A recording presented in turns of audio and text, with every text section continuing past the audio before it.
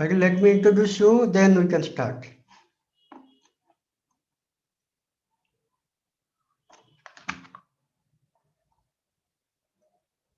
Okay.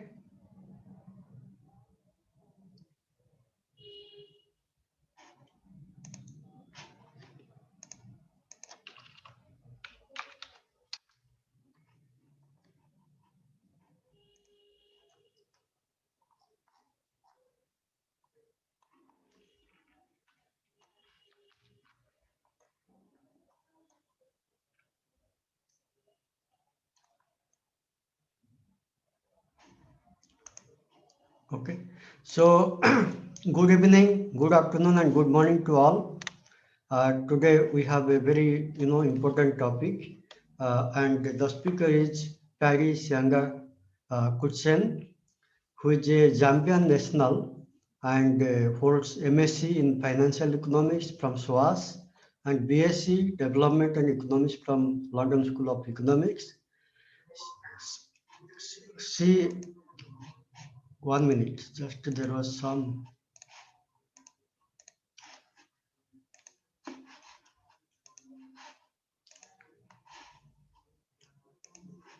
Yes, there was some echo, that's why I stopped.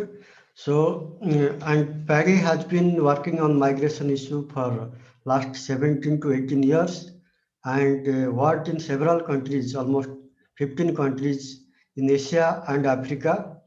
And she has been working with several top organizations such as IOM and other UN organizations, and consultancies is providing to many other organizations, and all of you are familiar with her because she has been a very familiar face to all of you. I need not to talk so much, but you know her already uh, by person, and almost every webinar she is interacting either as an audience or as speaker or moderator. So you know her very well, and she's also evaluating your paper and moderating everything in the sense giving you assignment. So she's involved completely with you, so you know her very well now. So I'll stop here and over to you, Pari. Some problem of hearing. Okay, can you hear me now? Yes. That's better. I think I wasn't very lucky with all the headphones I was using.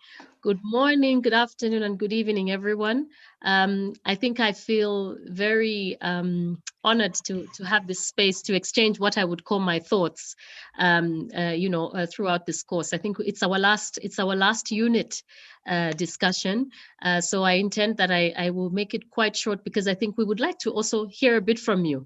As we have been journeying on this Global Compact on Migration webinar series, or rather the certificate program on the Global Compact on Migration, which combines both the special lectures that we have, and as well as bringing you every Tuesday, the webinars where we try to break down the different parts of the objectives of the Global Compact on Migration, and there are 23. And last week, I think we just tackled number 20. So I also think that in conjunction with that, and this one being sort of the last special lecture under this series, it would be good to sort of hear how, within the context of the topic that we're going to discuss today, to hear more of your voices. So I would try to make my presentation not too long, and like I said, it really is sort of my reflection. So I would just start to share my screen.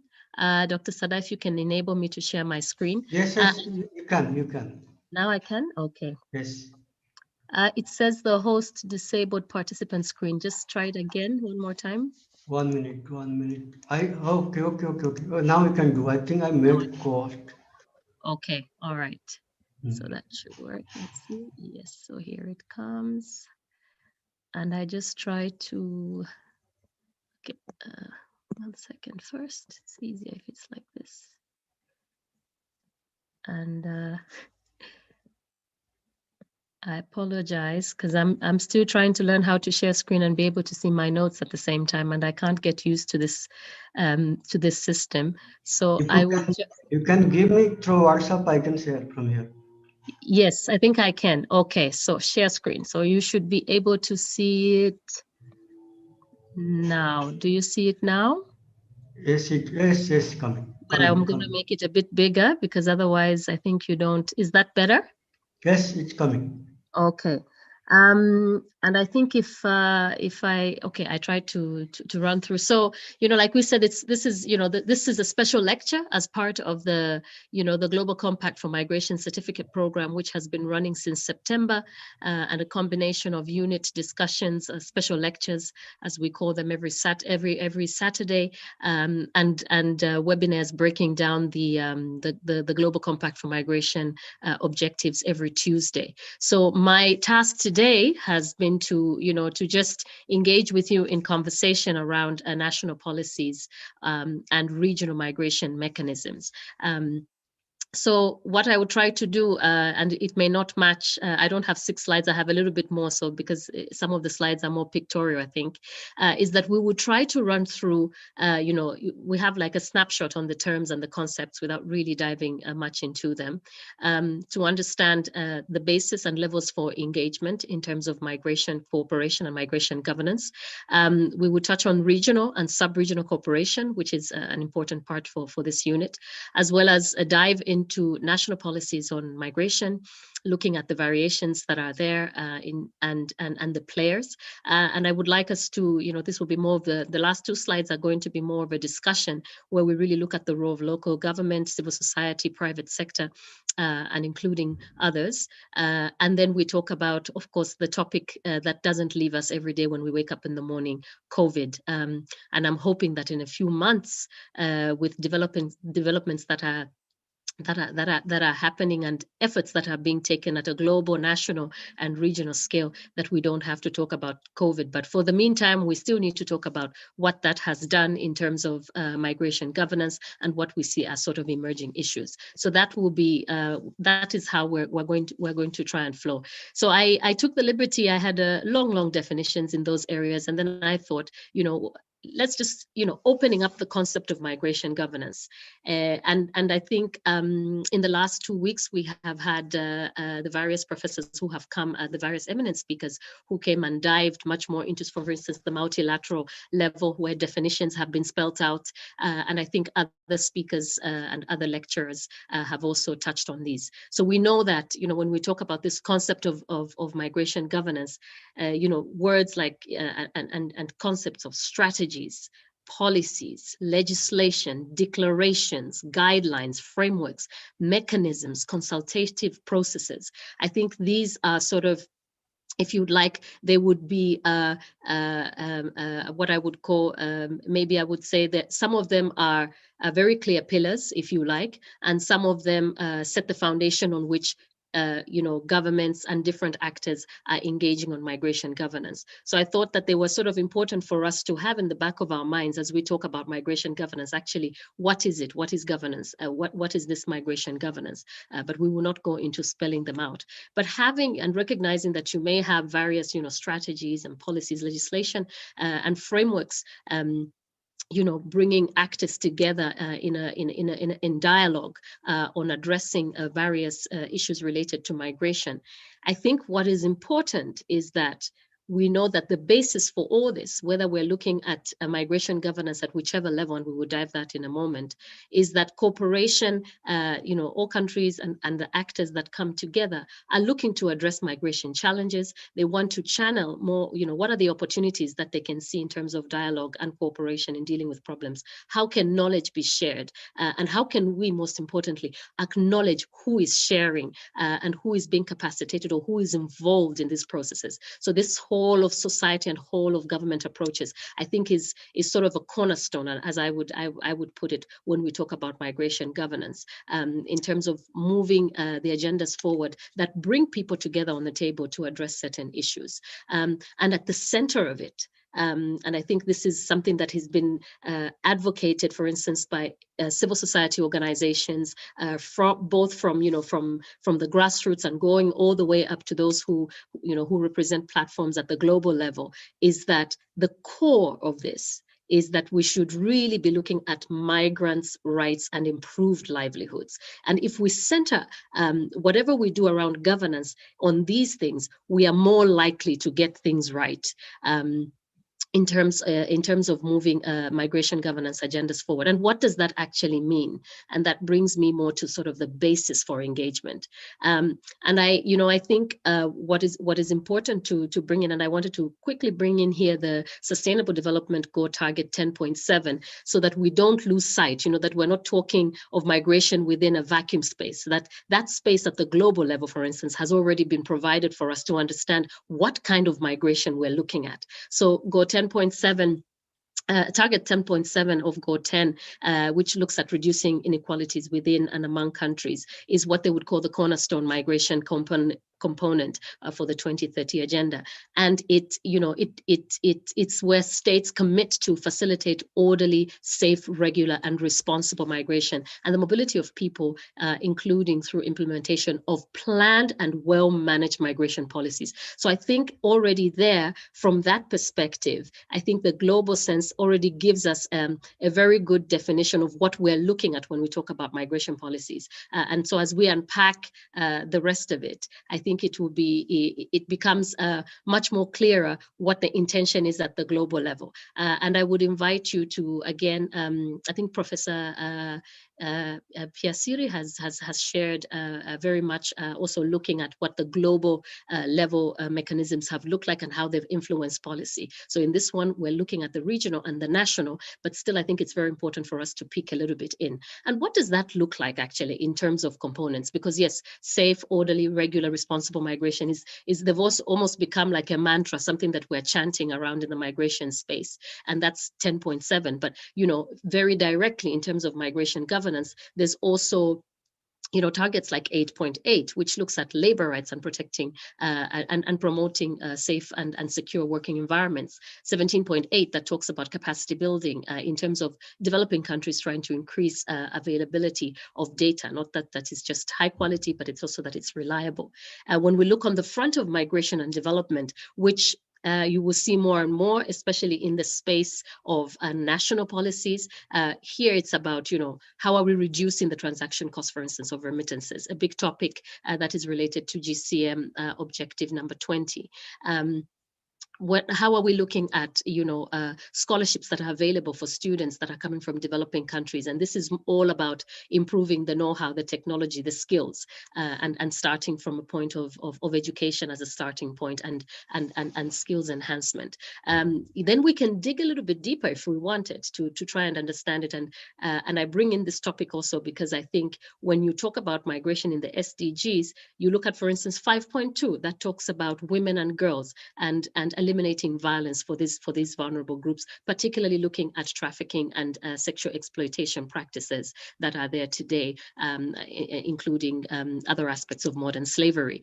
8.7 that really talks to us about forced labor and modern slavery as well, and also 16.2 that particularly focuses on children. So I think bringing when we're thinking about how are we engaging? How do countries? How does the whole of society, the whole of the government engage? At least we know that there is a basis, and the basis has been set at the global level in terms of what we can, how can we say, aspire to have within our societies. What does the orderly, responsible, and safe migration look like? And these, I guess, would be the targets. In a world where we have basically what we would like to achieve by looking at what we would call the SDG targets that are related to migration.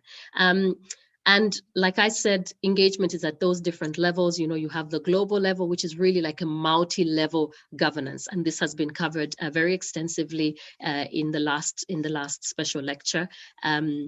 I think actually in the two last special lectures, this has been covered extensively. Regional governance, which is what we're going to talk about, which also touches on what we call a sub-regional level. We also look at national governance, which also goes down to its various levels at the sub-national level, and we will dive into this. Why is it important for us to look at these? First of all, I would like to say that they are not existing as stages. They are not they are complementary to each other. In fact, they rely on each other. If you may, I even tried at some point to try and have a graph that shows you the influences around. There were way too many arrows. This is the sense that I got in terms of what is influencing what at the end of the day. But I think what is important to understand is that even though you have these sort of levels of engagement, so when a government is at the subnational level, we can look, for instance, at when municipalities are making provisions, for instance, for education of their constituents. What does that look like in terms of including migrants in there? What do budgets look like in that sense, including migrants that are part of those populations? When we look at social protection and social safety nets measures, for instance, particularly in this context of COVID, how does that really look like in terms of practices and measures? So how is migration being brought into a space? And this is where we sort of talk about this level of engagement. So the level of engagement obviously is the who is coming on board to talk about this, but we will dig a little bit later. And then moving a bit up, so I'm going from the bottom going up, at that national governance level, what are we really looking at when we talk about levels of engagement? Who is involved? Who is feeding into policies that impact on migration? And what kind of policies are there? We will dive a little bit into that as well in a minute. The sub-regional level and how it relates to the governance level. I think that's also very important to see how those levels are coming, because the sub-regional could be, for instance, if I take an example of the African continent, where which is my home continent, is where you have, the regional governance, for instance, can look at the continental level, which is the African Union and the directives that they have and policies and measures that are there that are related to migration and diaspora engagement, for instance. That will be the regional governance level, where we want to aim at the continental level, if you like. But then we also have sub-regions, and sub-regions are important because of geographical distributions, or how countries have wanted to organize themselves in the context of regional cooperation, which is obviously which obviously migration has an important part to play, because a lot of regional cooperation is either looking at aiming for peace and stability between countries, or supporting country initiatives, looking at trade aspects, and then looking at movement of people, so movement of goods and people. And this is what is driving economies and what is driving us. So what kind of governance mechanism measures are there when all these different countries have to meet together at a small sub-regional level? Sub-regional levels are also there in many other contexts, not just on the African continent. In Asia, we see it in South America. And also in other areas. And regional governance level can also differ and go to the sectorial level, but we will dive into that a bit. And as I said, for the global and the multi-level governance, this has been dealt with in the previous lectures. So let's just talk a little bit about regional migration mechanisms.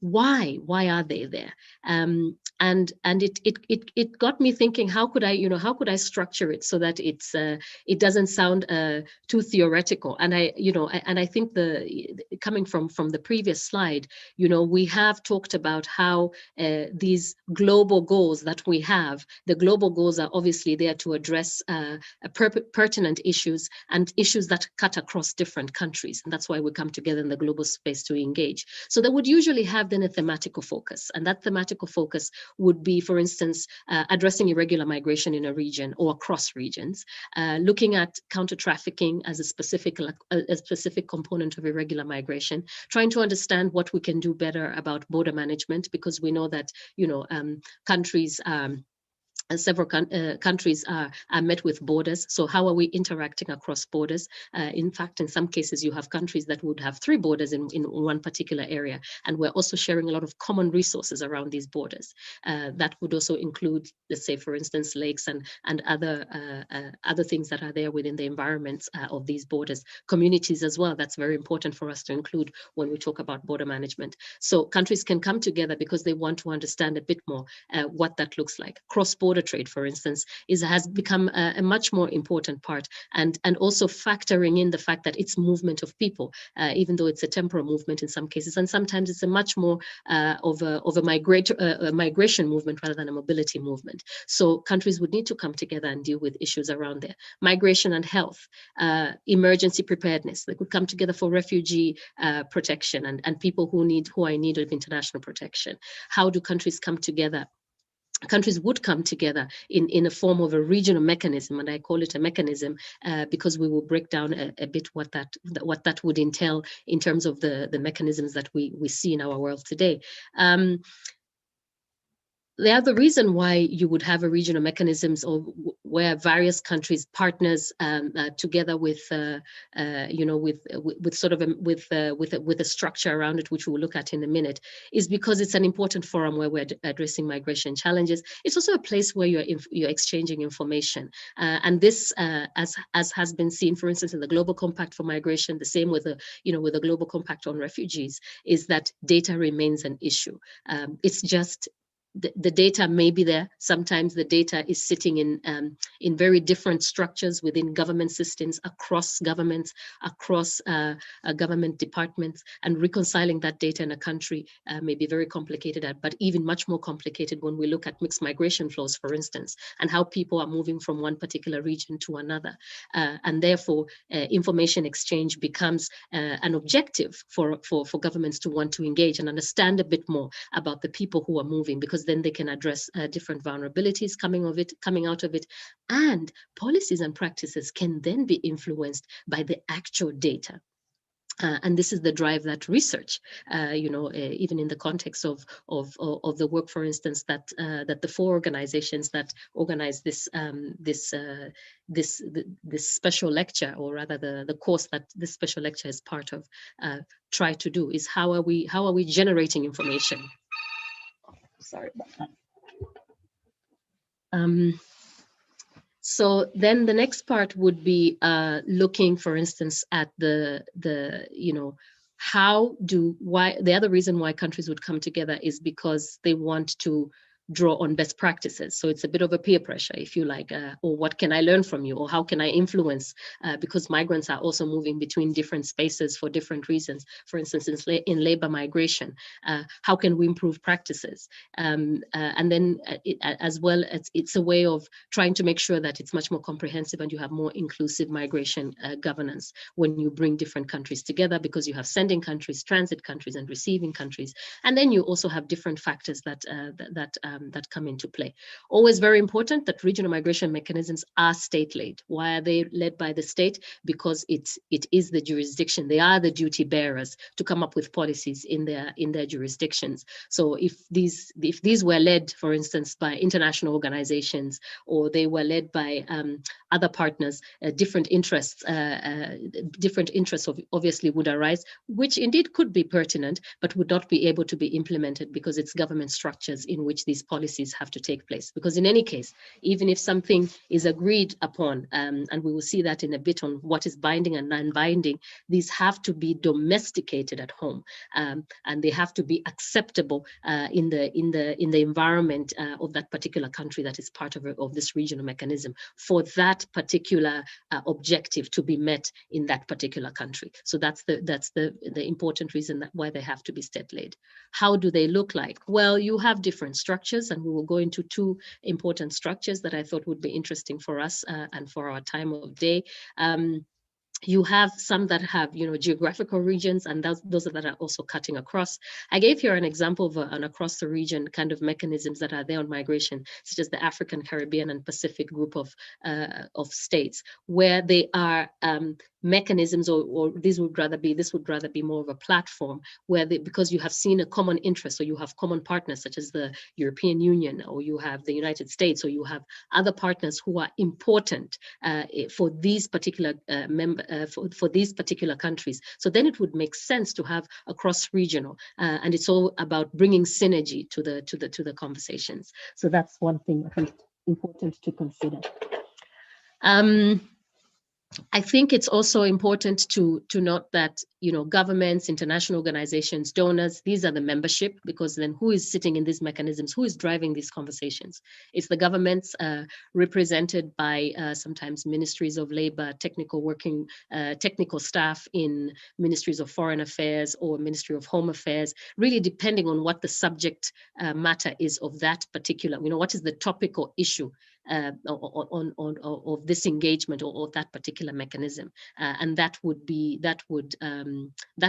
speak a lot to who is part of this engagement from the government side. In some cases, some governments have even been open enough to bring in civil society with them, and this is a role that we will look at a little bit. That's why I put it in very important square brackets to say that even though they are sometimes looked at as being part of government, I mean, civil society is non-governmental organizations in that case. So in that space, they would need their own platform, or to essentially have their own seat and their own chair and be present while important decisions are being made, to voice particularly to raise the voice of migrants.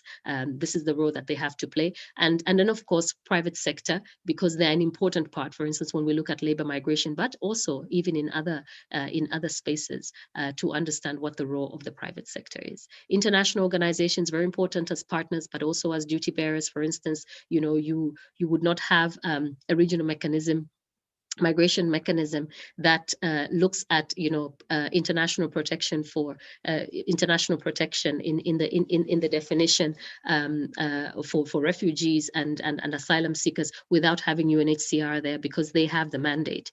So these international organizations would be important. Bringing in, for instance, UNODC, which supports a lot on counter trafficking and transnational crime, would be important in particular mechanisms. The International Organization for Migration and many others are still very important to be part of these mechanisms.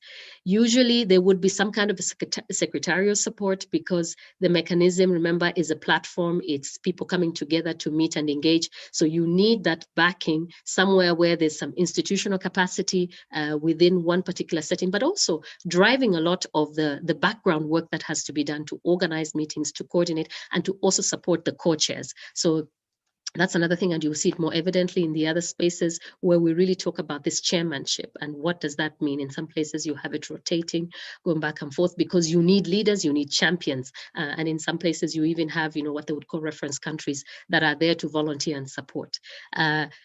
What are they really doing in these regional mechanisms? What's the point? Somebody would say, how are we really moving? How is the how moving to help us to the why in terms of meeting our objectives? Consultations have to take place, and they're taking place at different levels. The technical, ministerial, head of states in a lot of them. There's a lot of data collection that's happening, so management of information. There's a lot of capacity building. It has also become an avenue that if we bring different countries together that have a particular concern, why don't we bring them on this regional platform that has some kind of an acknowledgement, that has a framework that allows us to engage, and we build capacity so that it's known. How are we dealing with support to victims, to smuggled migrants? How are we dealing with support to, how are we dealing with identification of potential victims of trafficking? And in these spaces, because the more we're working together and sitting together, the more countries are working together. And when I say countries, here meaning also a whole of society and a whole of system, whole of government approach. That also means that the various parts will be oiled enough that when these issues that we're addressing come on the ground, you would have the capacity on the ground to deal with it, but that you are also dealing with these pertinent issues. For instance, child protection related issues. How are we dealing with detention?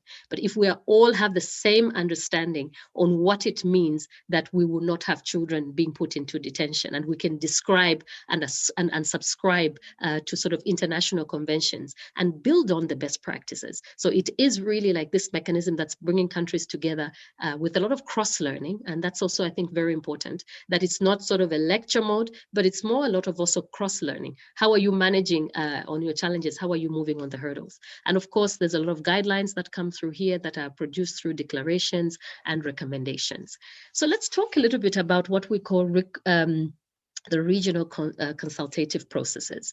The regional consultative processes, and I've taken a snapshot there from one of our from the IOM website, which is showing us a list of consultative processes. You can see there's quite a large number of what you would call regional consultative processes, and these are usually state-led. And like we said, they are really platforms where you have observer states and organizations who are there with a chair who's on a rotational basis that is supported by a secretariat. But the main thing behind is that you have these technical working groups and coordination committees at the very different levels that really come in to support the work of the regional consultative processes, because they build up, from meeting to meeting until particular decisions are made, and those decisions can then be carried forward in the various countries. And I mean, here, it's a long list that's covering the spectrum of, I think, the continent. You can go from the African Union, that looks at the human trafficking and migrant smuggling initiative that's there in the Horn of Africa. You can look at, for instance, the Intergovernmental Authority on Development and the regional consultative processes. You can look at the MITSA, the Migration Dialogue for Southern Africa.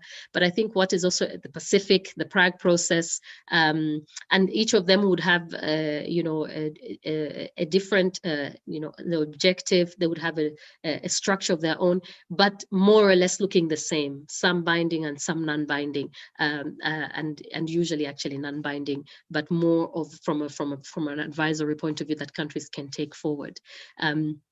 And I think what's important to say is that some of these processes, are sort of new and emerging. So it's a cycle that it's countries coming together. So for instance, the Caribbean migration consultations, it was an initiative that's just, it's a new one from 2019, if I'm not mistaken, that really wants to bring these countries together and look at migration challenges, in that set. And some are being, there's also this connotation, and we can sort of discuss it. What is really driving consultative processes? Is it really the fact that you have migrant processes, migrant rights, and we want to make sure that this, that all the decisions and policies that are being made have a migrants' rights focus, or are we really being driven by the agenda to create more and more forums that just allow us to talk and talk and talk and not deal with the problem? So, these are some of the things that we can really talk about. And for me, one of the things I would say, it depends on who is there. So you can, a lot of these, you can, a lot of them would have a website, and it's very clear to see what the scope would be. Let's zoom into one of, let's talk a little bit about, before we zoom into one of them, let's talk a little bit about what is known as the interregional forums on migration. And here, with the regional forum, with the regional consultative processes, they would usually be around sometimes the same regions. But here we're talking about those forums that have at least, more than one region. So it's two or more regions coming together, still led by member states, usually also informal and non-binding, because it's really like a platform, it's really like a forum, a bit different from the consultative processes as well as, but I think what's important to say is that the work that is done here can lead to a build-up to agreements to be signed upon. So they still are quite pertinent and relevant. And also from the IOM website, I plugged those, examples. You have the Abu Dhabi Dialogue, you have the Pali Process, the Budapest Process, you have various initiatives, that really are crossing regions, the European Union and Africa. You have some that are that are also crossing, particularly looking at the thematic areas of the migration and asylum and refugees intergovernmental consultations group. And then you also have those sort of networks that are just looking at how can, you know, these different authorities. So for instance, the migration authority, the Ibero-American network of migration authorities, how are they really coming together? Or you know, the Rabat process is really looking at geographical, but also very thematic. So in that case, it's looking at European African spaces and particularly looking at migration and development, and so on and so forth. But still, quite similar structures, I think, in all of them. I thought it would be interesting for us to talk about the Rabat process. And I would just, okay. Looking at the time, I think we're still good on time because I'd like us to get into discussion. The Rabat process, you know, so I thought it would be an example to zoom in. You know, what do these regional mechanisms? It sounds like it's something that is just in thin air. 55 member states, you know, combination of countries of origin, transit, destination countries, and that's always very important, covering a geographical area. And the Rabat process is really looking at migration and development, like I said, from a Euro and African perspective. So you can see that combination of the different countries. You've got I think there's quite a balance between the European side and the African side, which is also very important. That is also particularly important when we look at who is chairing. So there's a rotational kind of situation there as well. You have reference countries that come in to coordinate because you also want countries to engage and not just sign up to a process that becomes sort of part of this attending meetings and feeding into processes that do not lead to some kind of an output. So very important that you have sort of reference countries that I would say for me are more even champion countries that try to coordinate activities and bring them back to you know, to that national level from sort of this regional perspective. In this Rabat process, and for the Rabat process, you actually have the European Commission and you have the Economic Community of Western African States, ECOWAS, who are also members. And the focus there, like I said, you know, they're trying to tackle different issues, looking at migration and development, and they've opened up that space. You know, you can look at the topics which are there. You just don't go from legal migration and mobility, but it touches on protection and asylum because it really is an issue. Migrants smuggling and trafficking, looking at return, readmission, and reintegration. So it's sort of in these spaces where countries can come together and deal with that one continent where their migrants are seeming to be heading to, and deal with the salient issues that are there that are related to irregular migration and forced displacement, for instance. In some of the cases. So I think that what is also important before I would move from here is that you go back to looking at what is the focus? Why do they, you know, why do these countries come together? And it's really about consultation and coordination. And I think we cannot say enough about ensuring that there is an exchange and that there is an impact on understanding what is really the impact on development when we look at all these flows of movement. So we move away from this concept of migration is a bad thing, or we want to move towards the other side and say migration is always a good thing, and sort of think about how is migration good for development? What is visible out there that can make it good for development? How can we tap onto these opportunities as we deal with other issues that are related to, for instance, irregular migration and the consequences that it has on migrant lives and communities. So, and there you have the Secretariat, ICMPD is the Secretariat for the Rabat process, and there's a lot of material also on their website that you can read about to see, you know, sort of what are the pertinent issues that they would be discussing in those areas. Oops, sorry. Okay, I'll call you back, thank you. Yes, thank you. Sorry about that. Anyway, Pali Process on people smuggling and trafficking in persons and related transnational crime, in short called the Pali Process. The thematic focus, they're really looking at trafficking and because it goes, you know, into the background of its 45 members there, 45 of those members are actually countries, and that spring from, you know, from various angles. You have on the list Australia, you have New Zealand, you have some or who are also observers, Denmark, Norway, Switzerland, but you also have Canada on one front for the Bali process. You have international organizations that are also part as agencies, as observers as well, very important in the context of people smuggling and trafficking. IOM, ILO, UNODC, important members to have there. And in terms of also understanding what financing of crimes, I think World Bank is also part of this one, if I am not mistaken. Or then you have, so this is the forum where it's all about policy dialogue, and what do we really do with the problems that's there around people smuggling and trafficking in persons, and sharing information. But I think what has also been very important in the Bali process is to also understand how you can engage the business sector into dialogue and understanding this, because we know that people are smuggled for particularly for forced labor and sexual exploitation, but it's all about supply to labor markets. So I think that's also very important to put into this perspective. And like I said, in this particular case, you have a 2018 declaration that really is guiding these countries and saying these are the particular priorities that we're going to work on, and they're supported by a regional support office, as well as they get secretarial support from IOM. So they're the ones that are housing it, and they're the ones that are helping to bring the different efforts together under the various working groups, if you like.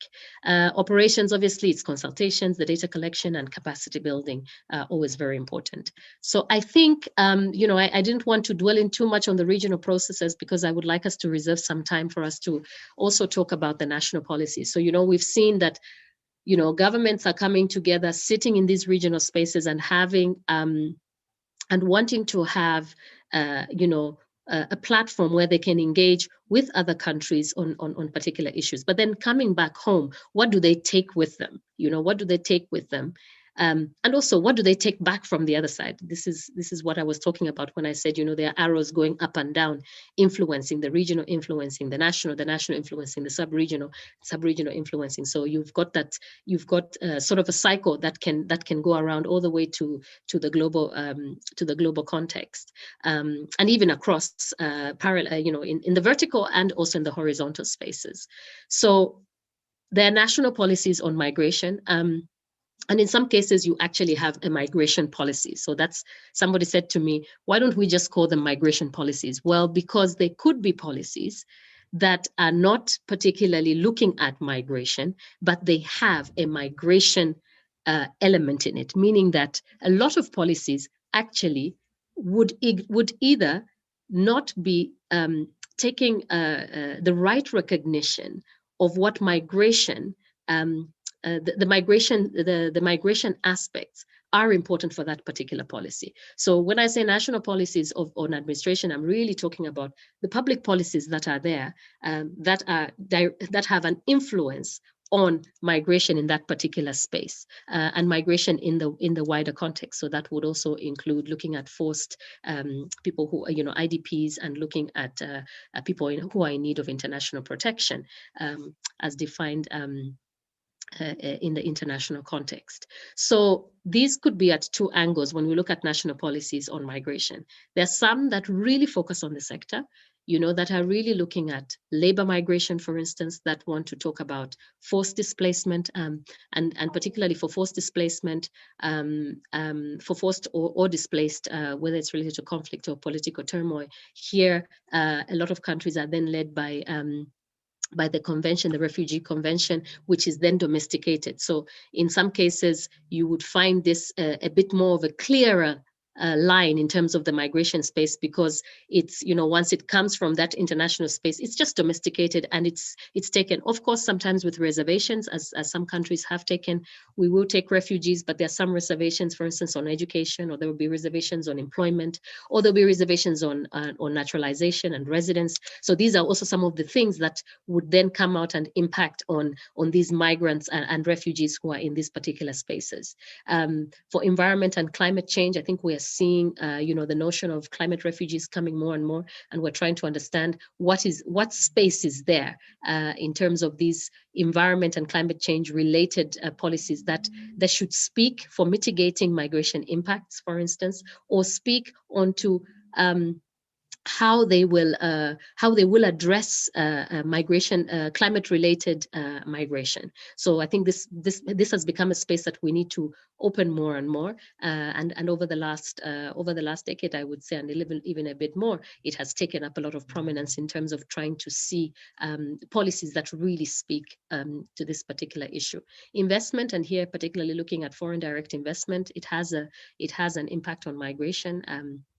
And it has migrants in there as well, because it's people moving, they're moving their money, but there's also, human resources that could move. There's also an exchange, there's knowledge that is being exchanged in that case, and that sometimes that knowledge includes moving people from one place to another. So what does that look like? If we can also look, there are also national policies that impact on migration that look at, for instance, student mobility. What does the, education policy really speak about when it looks at inclusive education, for instance? How inclusive is that catchment in that group? And particularly here, I was also thinking about, sort of this comprehensive framework that is there for refugee responses, and there it really does talk about also inclusive education. And one of the bottlenecks has been that some of the legislation which is there doesn't really give education opportunities, for instance, for refugees.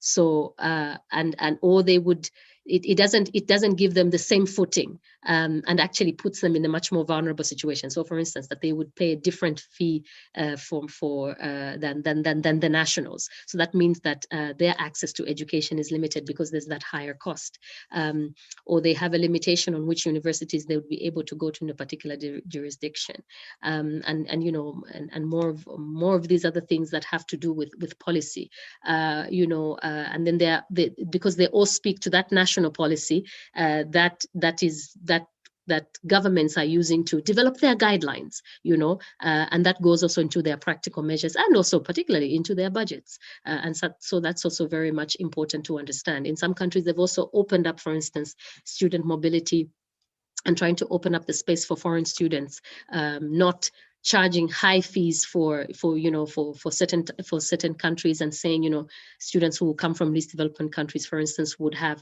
particular preferences. So that's sort of spelt out. In countries like Germany, where they've really put this emphasis for education, they want to be the centers. The same for China, the same for India. They want to sort of be this knowledge center, these centers of excellence for really encouraging this knowledge. But they needed to open up the spaces in terms of allowing that student mobility, so that foreign students would be able to participate and partake of the opportunities that are there. So that's also, I think, very important when we think about sectors, both for the sending and from the receiving point of view. And then there are just those very specific national policies that are looking at immigration, border management, and security. And they're really about that. This is, your home security, setting the parameters, and in some cases, some countries have even gone as far as saying we're going to build a wall. So, but then we can build a wall in many different ways, and I think countries are building walls, maybe not physical ones, but they're building walls a lot around trying to curb the management, coming up with rules on how they manage residence systems, for instance, or how they manage foreigners. How that will be legislated, which kind of foreigners could come into a particular sector, and there are sort of written rules, and then there are also those non-written rules that are there that can hamper or can impact migrants coming into that space, or make that space, that particular country, much more attractive in terms of the immigration policy which is there. There's also immigration related policies that look at that influence on practices and measures for family reunification and settlement. And then there's also just, for instance, the citizen and residence schemes that are really looking at these high net worth immigrants, right? And countries are coming with more and more. First, it starts, really to attract. It's about, it's a money making scheme in this case, but it's also allowing for migrants who would feel that they would like to get residence or even citizenship in some cases in other countries. So, but all these would be coined around particular policies that come at that national level. Why is it sort of important when we talk about, there's been a big emphasis with various projects that are there, funded by donors and followed by developing countries, really talking about mainstreaming or integrating approaches for migration and development. And I think what's important there is that we can see that there's this migration and development nexus is there.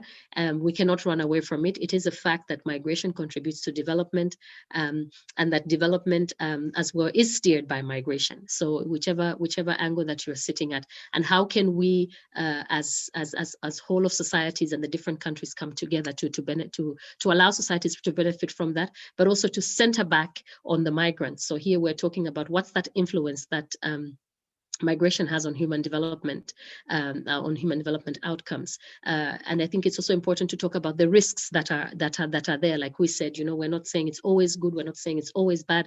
We know that there are some risks that are involved. So how do we mitigate these risks from that national perspective level? And also this also applies actually to the regional perspective level, when regional economic mechanisms are coming up with migration with policies, they would need to open up these spaces and look at particularly the mainstreaming approaches. So that is also applying. But there's been a big call to try and really push this, and it's coming all the way from G20 countries, or it's OECD, or it's sending countries, really talking about this connection between migration and development, and how it's important not just for that, but managing risks, making sure it's inclusive and comprehensive. Then we nose in, the subnational level and the players. There are multitudes. Sometimes I think we just need to think about our own society. How is our society formed? Well, those are the players. And I think that's also very important to say that it's not just the central government that would be making certain decisions. In some countries, you have its state or federal governments that are even that will give particular directives. During COVID, for instance, it was clear that sometimes a country would say that the country is under a lockdown, but that particular jurisdiction, if depending on what kind of governance system is there in that particular state, that the canton or the region, they would say, well, for this region, we're allowing social distancing, supermarkets are still open. So you can see also what that means. Oh, for this particular region, we're opening up centers because we know we have much more migrants, so we're opening up those centers. So these things also have a role to play. Who is making, how are policies made? So how is public policy, how is public policy made at that subnational level? Who is involved? So local government, provincial levels are also just as important as the federal. You have the municipalities and councils. This is where the migrants are living. Whether we're talking about migrants in a refugee camp, whether we're talking about irregular migrants, whether we're talking about regular migrants, all types of migrants, we're living in communities. And these communities managed and governed by municipalities and councils that do the planning for the people that are in those localities. So they play a very important role in understanding what kind of services they would need to provide for migrants in their communities. Border communities, essentially very important, and I think more and more coming in, particularly when you look at these cross-border initiatives that are coming up, border communities really being involved, because they are, they have been existing before regional mechanisms. This is what I would always say. So we have a lot to learn. There's a lot of local wisdom there, local communities, and in some places we're talking about chiefs having had to be approached before a refugee camp can be set, because that's very important for integration in terms of the two communities, the host community and the refugee community coming together in the space of a school that is built within the community or built within the refugee community, or health facilities, or cultural activities that are being brought together, or just farming activities and livelihoods, or the business center. The business center is one business center with everyone interacting in that particular space. So local communities, very important that we bring them in. And here I'm also talking about the migrant communities in the various settings that it would be. The business sector, very important for us to have them on board.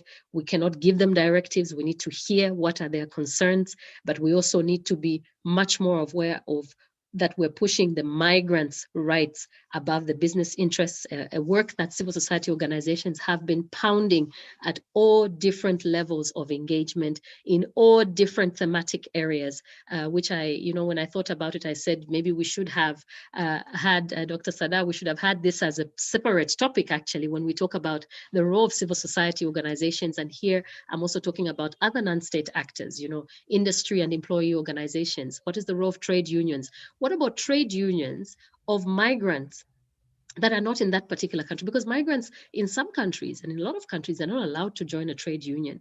But then how do they become, how do they feel that they are part of an organization that could put their rights and put their concerns and interests first? Excuse me. So yeah, community groups, I think that was my repetition, and really overemphasizing civil society, because for me, it could fit into these other groups, but there are also other mechanisms. I think another important player here that I forgot is research institutions, because we are gathering information, we are creating evidence, we are generating data, we are putting data together, we are putting it in a way that it should then feed into the subnational level. So a lot of times we see it feeding a lot into the regional level, a lot into the national level, and the global, but I think there's still much more space we can do there. Let's quickly rush to COVID. I'm really looking at my time because I'd really like us to have a discussion and emerging issues. And here I just thought to give ourselves some questions. And now I would also say, please feel free. I haven't looked at the chat because I've just been talking, and I can't see the chat actually, I think, when I'm sharing screen. But to say, when we talk about this pandemic, I mean, the numbers from what we expected have I think it has overwhelmed. There's not one country that can say it's not overwhelmed. In fact, there's not even one family. This is how what COVID has done, that can say it has not been overwhelmed by COVID.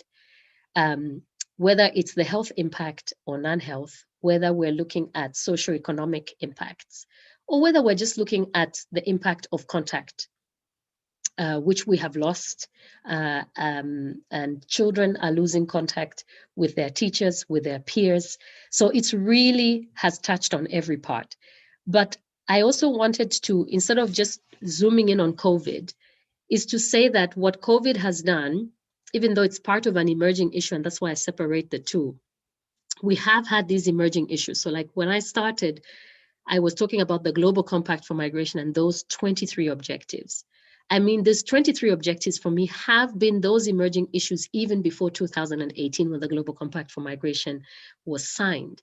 And it speaks to the fact that if we are not addressing some of these things, and some of them which are really the cornerstones, if we move to a time where we keep on making excuses about not moving on with those objectives, we will not get what we were aiming for in the SDGs. We will not get what we're aiming for in terms of safe, orderly, responsible, and regular migration.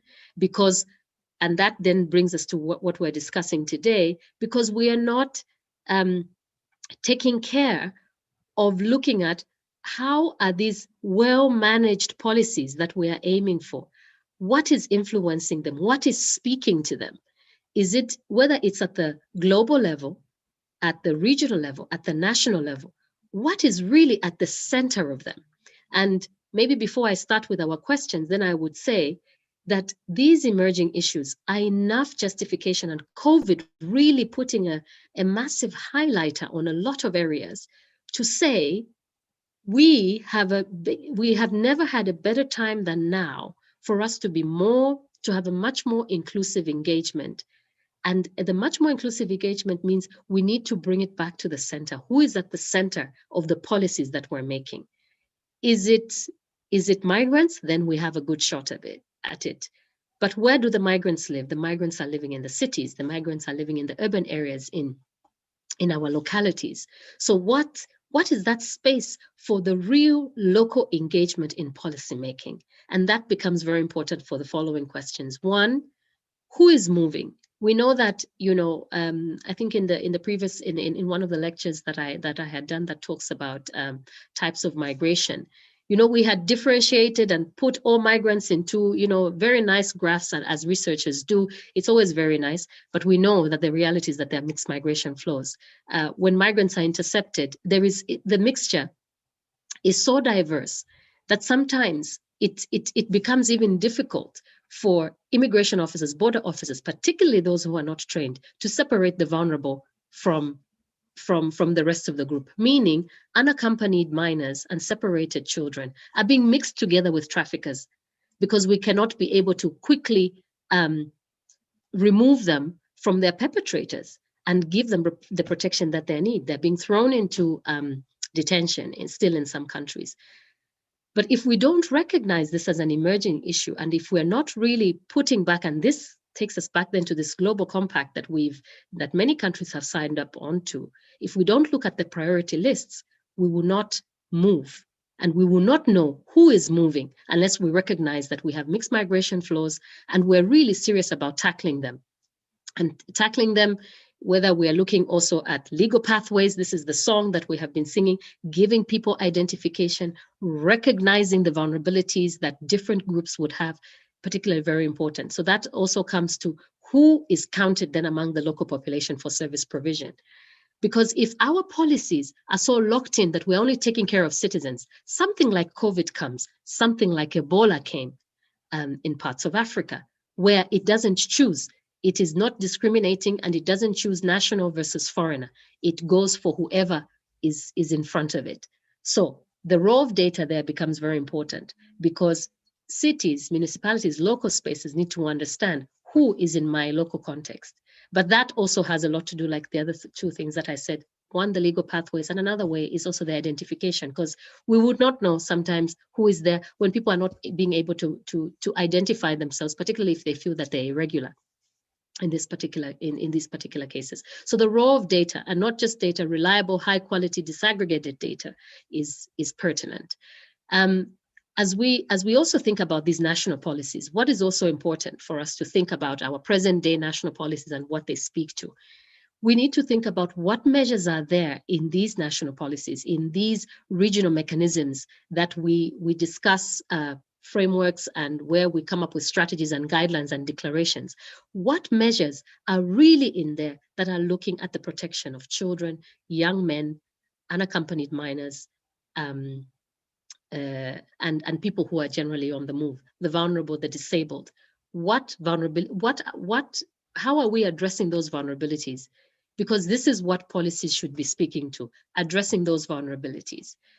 What are the social and economic implications? And this is the context also of this is a wider context. This is not, if we're not understanding the data that we have, if we're not recognizing that we have mixed migration flows, and we keep on thinking irregular migrants just have two places: either they're here to seek asylum or they are illegal, and we don't even want to call them irregular, we will miss what the socioeconomic implications are. That means we will miss them getting into brokerage of the black market or brokerage of underground markets, even put better, that allow them to thrive in places we do not want them to thrive. We need people to come out of those spaces, and COVID showed us we cannot have migrants, for instance, hiding in mountains because they are scared of being found by immigration authorities, because we're using immigration policies to try and deal with COVID. But at the same time, we want people to show their passports before they come for testing. We will not deal with COVID, because COVID doesn't need your passport for you to be tested. It just needs you as a human being. It doesn't need you to be a national, it doesn't need you to be a foreigner. So I think in saying that, I was going to zoom in on data, but let's quickly go. I think, the question that we really need to ask ourselves after we do everything that we have been, deliberating in the Global Compact for Migration, all the various topics that you have covered in the last weeks, in the last months since September, is whether we're talking about national policies, regional policies, whether we're talking about regional economic mechanisms or regional cooperative consultation processes, whichever mechanisms governments are using to come and speak together. How do they really bring, and also the role of civil society and the role that subnational actors have to play? Can these policies solve migration issues? And I like to use these three a sort of a reminder of where we started. and it's actually not where we started. These are, if you go on the internet, there are thousands. It's very unfortunate that we're still finding thousands of these pictures. We still have thousands of people dying at sea. We have people using uncharted route, dangerous route, being eaten by crocodiles because they're trying to get into their livelihoods. And we are debating this global compact and legal pathways as though life didn't depend on it. And yet, indeed, life does depend on it. So I think it's very important for us to think about how, or whatever policies that we have, whichever level of engagement we have, how they are really dealing with migration, with the migration challenges. So people don't feel, robbed of their lives because there's been xenophobic attacks against non-nationals in South Africa, propagated sometimes by statements from local authorities who would come and talk about how the presence of migrants has made the city become more dirty, or the fact that locals do not have jobs because there are these migrants who have come to take their jobs. So all these narratives also that are being used in the political space, very important to see that we can have all the policies that we like. They can be neat, clean, and square. Child protection services or child protection policies that sit embedded very nicely, folded and gazetted, that do not speak to safe houses and how they actually look. The fact that we've signed up and said, yeah, we do not detain children, but instead we just change the name and we call it a rehabilitation center. Or no, but this is a place where we take children who are in conflict with the law. And we haven't taken the vulnerabilities. Children have been sitting for 4 years in some places, even more years. So, these things are very important for us to take through, whether we're looking at places of destination. In the middle picture there, you have people on the move, right? Internal migration, that's another issue that is also dealt with in these mechanisms, and sometimes not even dealt with to that level of depth, because we think, for some countries it's important. For India, it's important, for instance. Internal migration for India, very important. For China, extremely important. But for us as a small country, not as important. But we know that a lot of issues have to be dealt there, which are still sitting on the national policy level for them to be fine-tuned and implemented at the local level. And same for countries in transit. I think that's a picture of a transit center in Niger, if I'm not mistaken, helping migrants move. I think that was the end of my slide. And I will now, if I haven't exceeded, yes, I exceeded by 4 minutes. I will now say that the floor is open. Let's engage and discuss. And we have a lot of different, I think, experts with us, Sada, isn't it? So we can also just open it up as a space for us to discuss. Yes, yes. Thank you. Thank you, Peggy. It's so illuminating and very informative. So now I think whoever is, I think few of them have written here. Okay, so you can directly ask the questions if anyone of you have. Just raise your hand.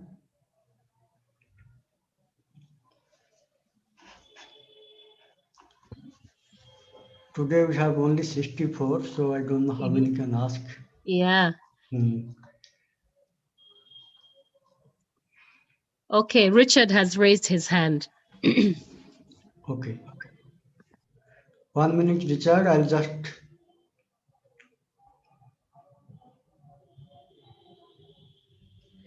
Richard.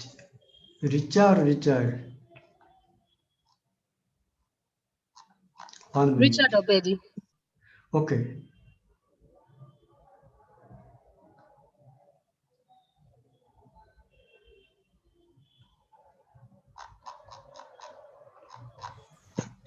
Hello? Yes, Richard, you can ask. Yes. Yes, you're getting me. Yes, we can. Okay. Yeah, thank you so much. Thank you so much, Madam Pali, for such a very comprehensive program. Yes, I saw some of the regional. Okay, I do some work within the EAC. Just last week, we finished a training by IGAD. So the IGAD region, when you look at part of Uganda, going to the Greater North. Okay, the way regional economic communities do their work, especially from the political angle, and you really see results, whether at the various levels, whether at the head of state summit, the interministerial committees and other, whether security, health, especially with the era of COVID. So I was thinking that why don't we also borrow a similar kind of arrangement and have migration issues synthesized and then even its dividends realized. I wrote an article I sent actually to the coordinator of the GRFDT when two Ugandan traders were actually killed in South Sudan in the first week of October. And for me, I look at that as a migration issue. So my question now is, how can, for instance, our organization, because I know it's not coming from the state, and this same thing also takes, even if you're to consider some of the AU frameworks, the latest being the Africa Continental Free Trade Areas. For instance, Uganda itself doesn't even, okay, they're not really prominent, whichever at the level of the ministry or maybe foreign affairs, is not prominent. But when you pick a country like Ghana, where this thing has been launched, this latest AU mechanism has been launched, you find they have gone so far. If I'm to come nearer, okay, to go a bit near, far, to get out of Uganda, Rwanda is strategically placed to actually tap into the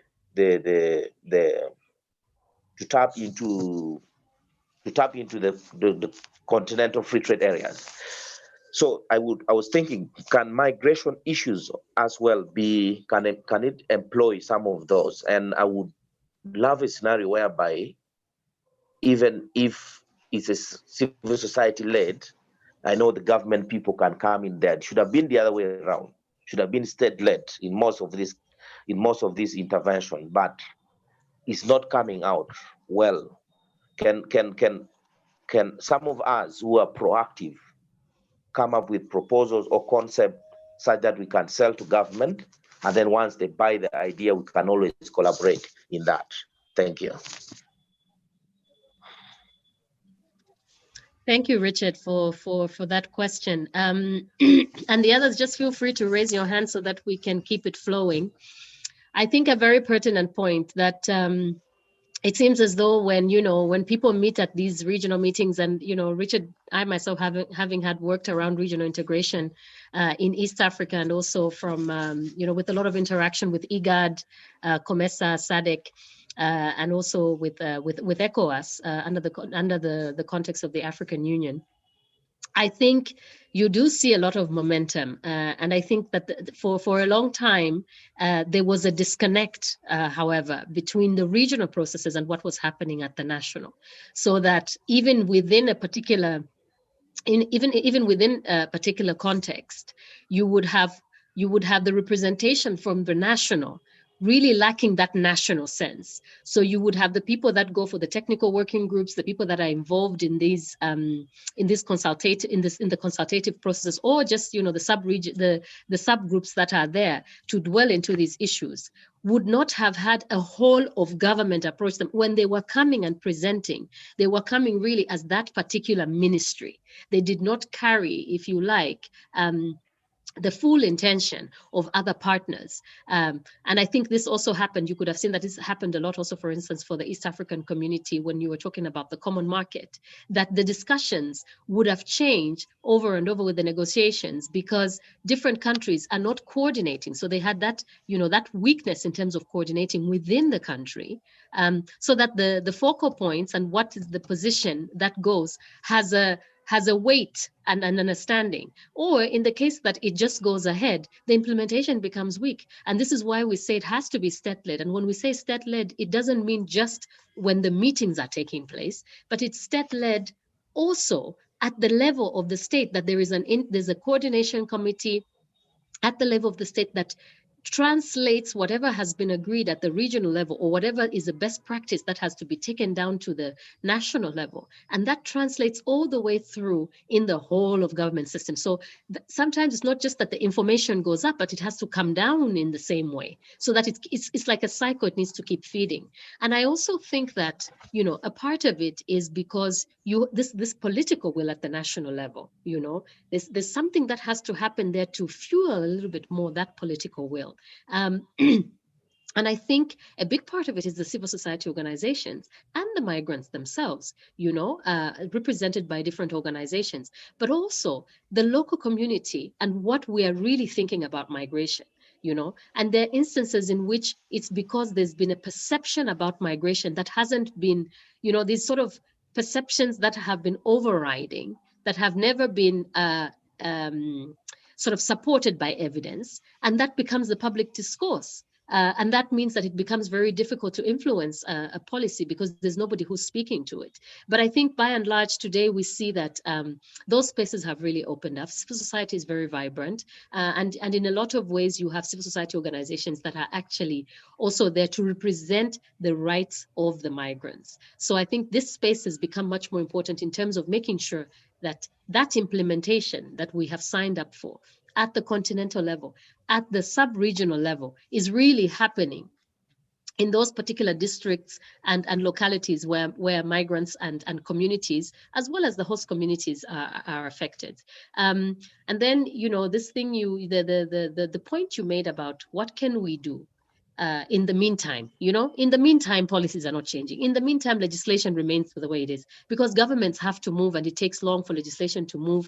There has to be political will, then the whole engine takes a bit long for it to be oiled before the car moves. How do we move? Well, I think if the car is not moving, the participants who are in there can still be able to move. And I think we've seen mechanisms such as, you know, mechanisms that come from I think it's the Global Forum on Migration and Development. They have a mayor's mechanism, which tries essentially to see, instead of us having an excuse around policies, why are we not interacting from one city to another? Your people are moving to my space, my people are coming to your space, or to another space, however that is. But why don't we create room? Because, you know, where we can. So why don't we do what we can do where we can? And I think the mayor's mechanism is just among them. I think you also have the mayor's Migration Council. I think they have these city to city or cities, you know, or is it called cities for urban spaces? Maybe it's called something like urban spaces for migrants or something like that, but something that's much more inclusive. I can't remember the exact terminology, but I think these are sort of initiatives that are coming up, and there are more and more of them that are being led by research institutions, which is great, or that are being pushed also with civil society organizations, because that's also still very important, that as we channel them and we go for them, they don't just become talking points and talking shops, but they're actually the spaces in which we can demonstrate that if this cooperation could happen at this level, community borders, you know, like the borders between the communities that are living on either side of the borders, they have been engaging before we had any regional mechanism. So why are we not picking from that local wisdom? How do we miss the point of how people cooperated before for us to understand? So I think that's, yeah. Anyone else with a reflection, or should we call Saddam? Maybe we can ask, I don't know if Dr. Raj is here. Dr. Raj is not there, but in case others are not, few questions you can take. But by Yeah. 7 o'clock we have another program also with NGO. Yes. So may I ask Dr. Tulika Gaur or Rajsekharji if you can ask anything, or anyone of you.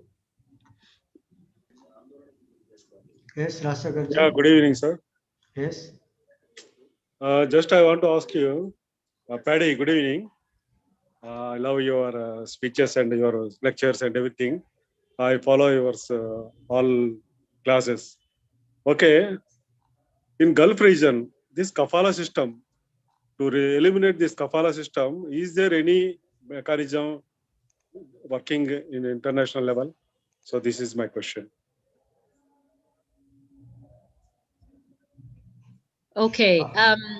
I think that there are some different efforts that are happening, and from following conversation, particularly from the civil society point of view, I think that that these efforts in the beginning had been very isolated. So meaning that the sending countries did not have, if you like, a global front, or they did not have an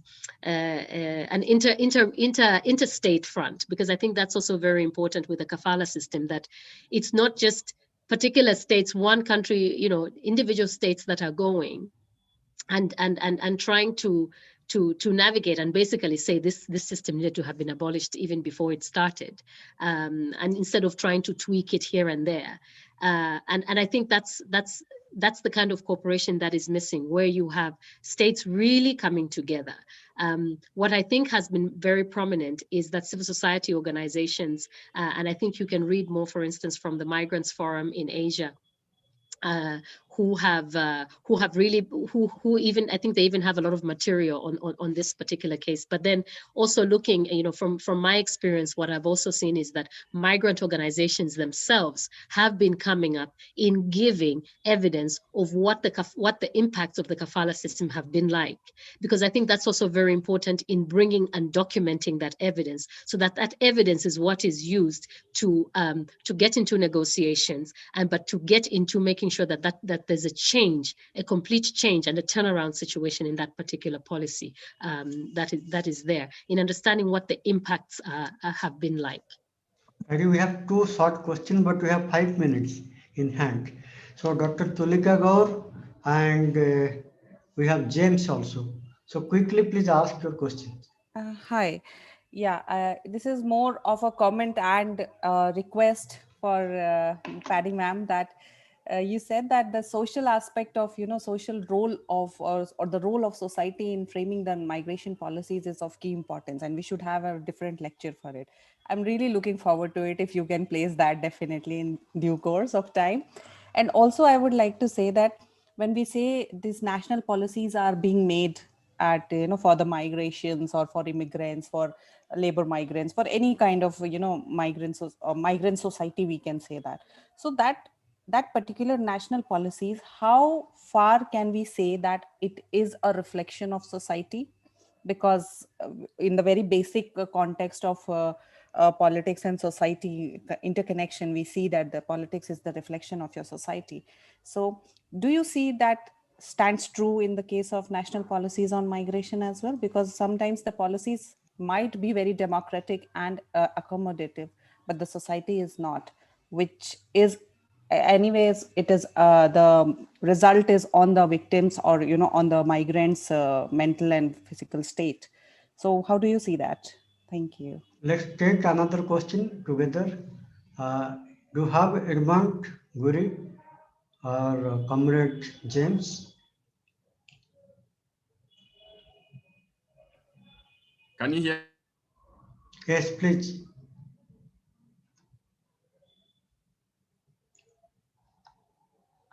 Please go ahead.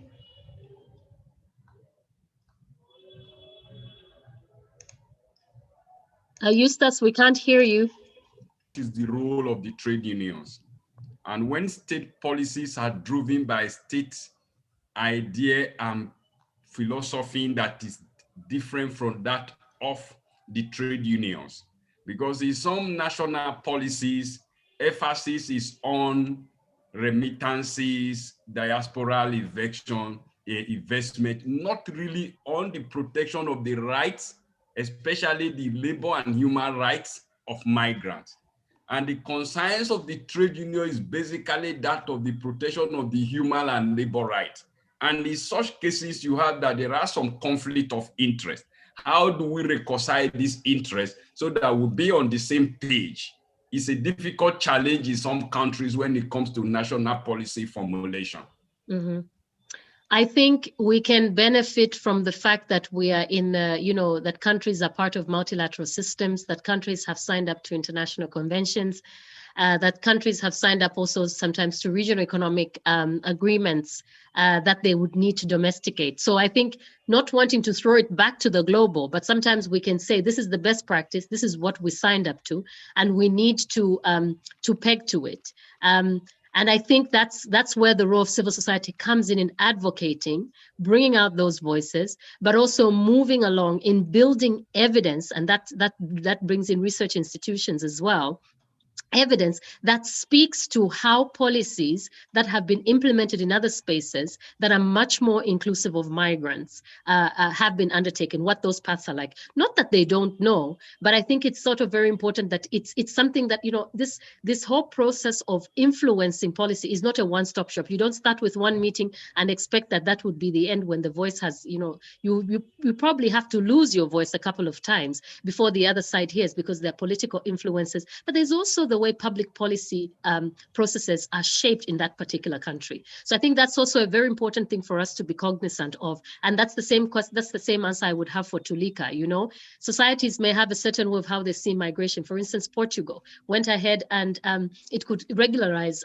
migrants because they are this kind of country that knows that they're a country of migrants themselves, and they've been much more welcoming. Maybe it was much easier for them, but still there's still some resistance in parts of society. So I think Germany, the same, you know, and and other countries as well that reacted, whether it was to COVID or irregular migrants, in dealing with that particular problem, because criminalizing them making everything about securing our borders and building walls doesn't solve the problem. Migrants will still come. Close the border. There are porous borders in many parts of the world. People can get to where they want to get. So raising walls on paper as well through public policies will not stop the migration. We basically just have to, you know, face the challenges that are in front of us and see the benefit that comes with migration. Thank you, Dr. Saran. So thank you, Peggy. I think we'll stop here now. We may have many more questions. And thank you, as usual, you have been so, you know, very articulate and very informative. And if there are anything later on also, then all students are requested to send email to us. And once again, thank you all of you. Thank you, Peggy.